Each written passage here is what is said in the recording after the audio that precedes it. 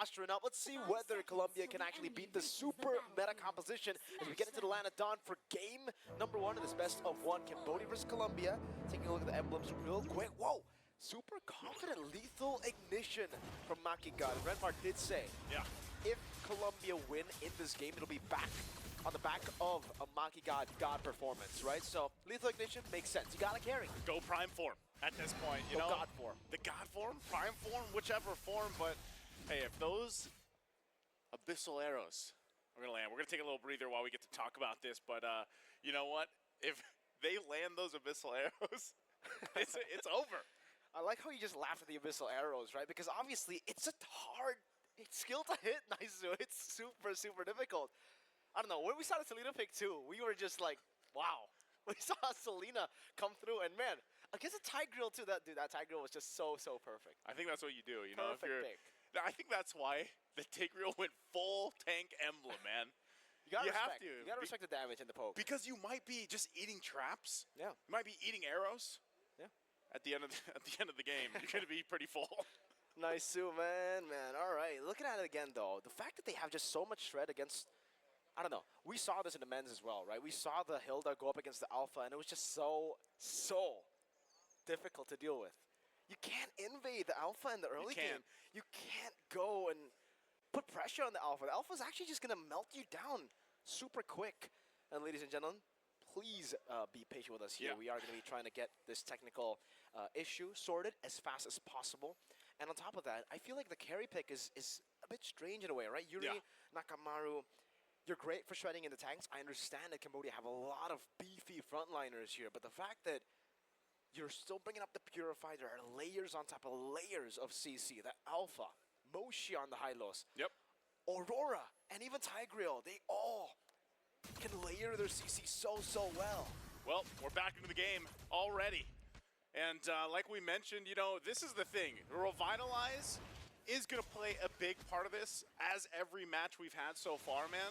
Because when you have that in your advantage, whether you're a Hilda, whether you're a Hylos, it helps you out so much in these little skirmishes. But the big standout is, again, how tanky, how beefy the lineup is of Cambodia on the front side. And I think that's why the carry was so important.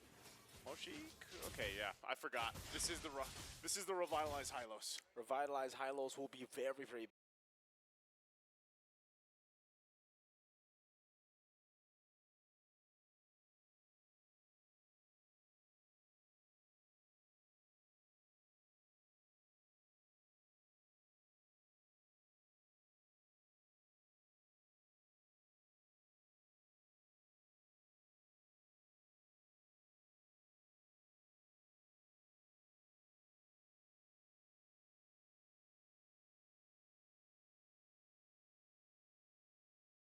beefy, man. Gets that healing as well. Prime Makigod actually is doing a very good job just scouting away at Cambodia. Really getting a lot of the pressure down. XP up top again.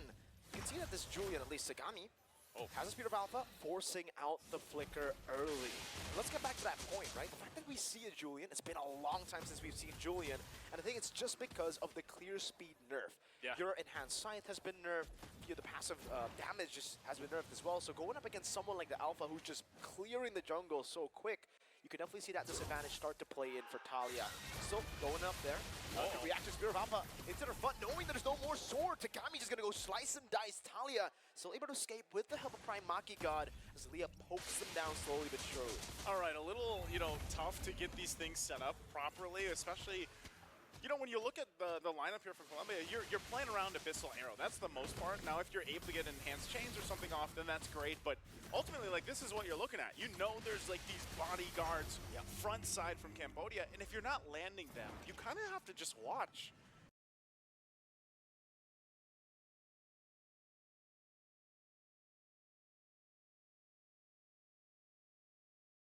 You know, and that's really difficult of a situation to be in. Eventually, you're just watching them take these objectives, and you don't want to let that continue to happen. You know, so Cambodia, they'll play around that advantage. And on top of that, Naisu, if you just take a look at exactly what happened earlier, is the fact that for Cambodia, they're playing their cards really, really well here. Tagami, this game has gone for the Quantum Charge. Not something we usually see on the Alpha. Usually we see the Impure Rages.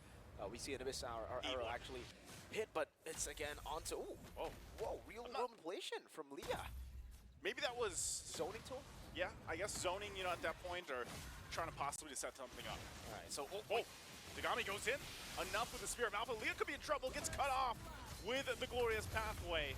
So that's going to be a pickup here as Leah falls down. And, you know, again, that's what we were wondering. Was that bottom initiation a setup, or was it possibly a misstep? But look at the attention happening here. Cross map on both sides now. yeah, pretty good trade on the board actually for Colombia. They noticed the fact that the bottom lane was actually just getting prioritized heavily by Cambodia.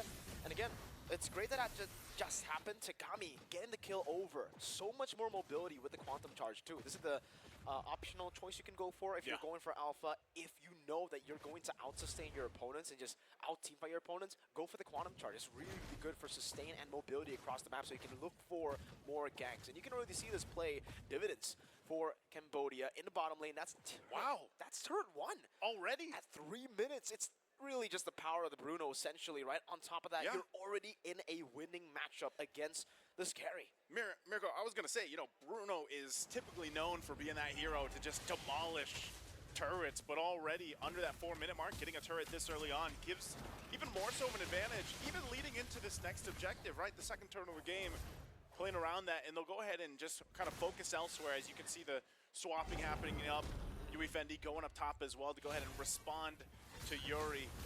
Right now, this turtle's going to be started up, and I think once again, we're going to have to see if Colombia can actually contest this. They get some vision. They're going to look for that Tigreal here. They got to watch out for the implosion, but a fourth of the health on the turtle. It's going to be secured, though, by Tagami. But it's going to force the fight. The real-world manipulation comes down. There's the implosion we were talking about. The knockup comes through as Prime Makigan is down, and Leah is going to be next. It's just too much crowd control coming out from Cambodia. A 3-for-0 trade. On top of that, a turtle as well. The timing and the zoning was just crisp, clean from Cambodia. And even here in the mid lane, we're seeing just exactly how... Oh, man. Whoa, the Spear of Alpha is going to bring her back. Yikes. Valu just taken with them. This is also going to be a turret. They dodged that Abyssal Arrow, and this is an objective again for Cambodia.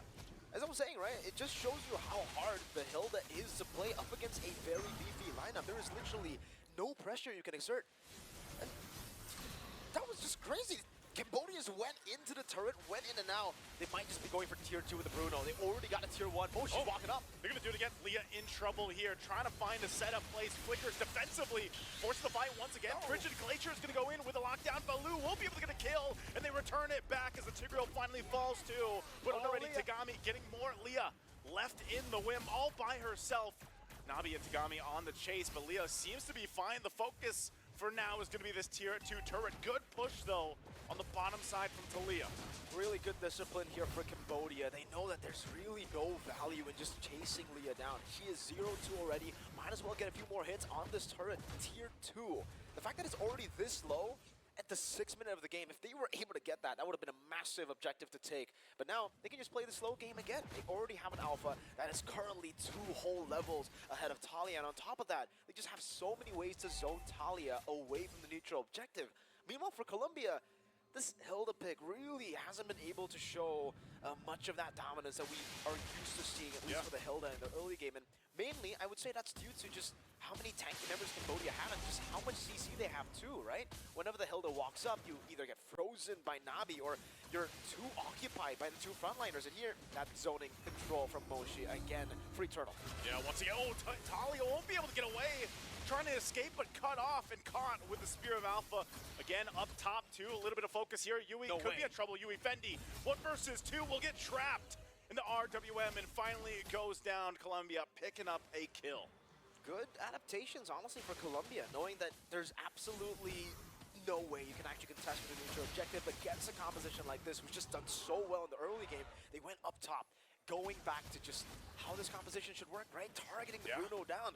Hilda, great against a squishy target, great against a marksman, and obviously Leah with that poke, plus Prime Makigan on the Selena. It's literally built to go up against these squishy targets. And unfortunately for them, though, it's just Yui Fendi. And even if, say, they get that win condition in the next few team fights, what are they going to do about Nabi? Once they use all their resources. Or Tagami. Moshi, Tagami, Nabi. At this point, I would even say Tigreal would be able to get a 4-man combo and then maybe turn tides around completely. Moshi just walking up.